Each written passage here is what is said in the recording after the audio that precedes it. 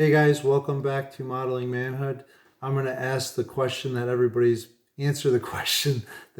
been asking me. Where did I get this scar on my face?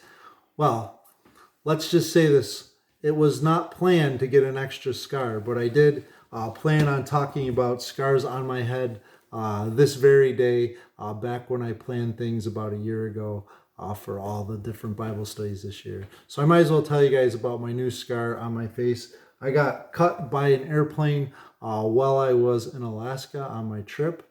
And I came around the back of the plane in the hangar at Kingdom Air Corps.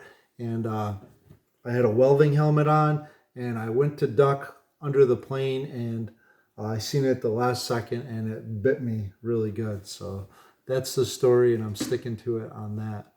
But think about different scars that people have.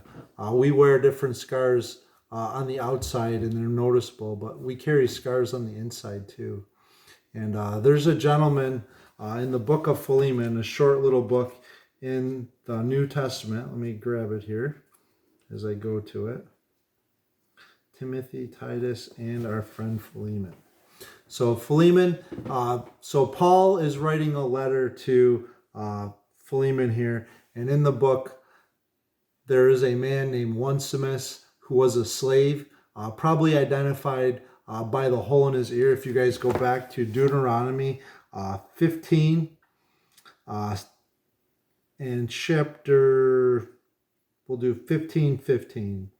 And you shall remember that you were a slave in the land of Egypt.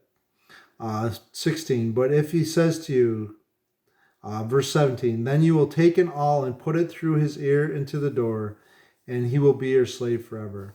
So they would pierce the ears up against like a board or whatever, so that they would know that they were owned by their slave master. And this slave here in Philemon, Onesimus, had run away, and he is now converted to a Christian, and probably identified by the hole in his ear. But I'd like you guys to read it and just challenge you to think about, what have you done the same thing that Onesimus did? He made things right and went back to his owner. And I'm sure his owner noticed that something had changed about him on the outside. Kind of like a person that lives this lifestyle and then they have this Jesus experience, kind of like Paul did on the road to Damascus. And everybody can see a different person. They act differently, they talk differently, and people will notice something has changed. And something had changed in this book of Philemon when they talk about Onesimus too. So I would encourage you guys to think about the way you're living. Some people wear their scars on the outside, but a lot of people have scars in their past, and everybody has a story to tell. I would encourage you guys to get to know somebody a little bit better this week. Ask them what has changed in their life since they've met Jesus. And if they haven't met Jesus yet, tell them your story and how he has changed your life. More than externally, but internally. Because remember, here at Modeling Manhood, 1 Samuel 16:7, the Lord looks at the heart, not the outward appearance. Thank you guys for joining us. And remember to mirror your maker and journey with Jesus.